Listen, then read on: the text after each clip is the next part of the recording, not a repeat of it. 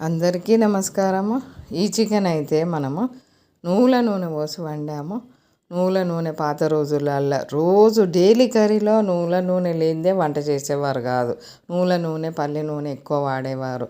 ఇప్పుడైతే ఎన్నో రకాల ఆయిల్ వాడినా కానీ మన జనాలలో తేడానే. ఉప్పు, కారం, అల్లము, పసుపు కలిపి బాగా ఒక 10 నిమిషాలు పక్కకు పెట్టిన చికెను మనం ఏమీ లేదు, ఒక ఆయిల్లో 2 లవంగాలు, ఒక విలాచి చేసేసి ఉల్లిపాయలు వేసినామంటే నువ్వుల నూనె 2 పావులు పోసి ఇంకెంబటే చికెన్ వేసేయాలి. కలిపి పెట్టిన చికెన్ వేసినా కానీ మళ్ళీ అల్లం వేసుకోవాలి, మళ్ళీ కొంచెం పసుపు వేసుకోవాలి, మళ్ళీ కొంచెం కారము చూసి సాల్ట్, వాటర్ అయితే పోయకూడదు. మనం కలిపి పెట్టినాం కాబట్టి కొంచెం ఊరుతుంది, ఇంకా అదే పోసేసుకోవాలి.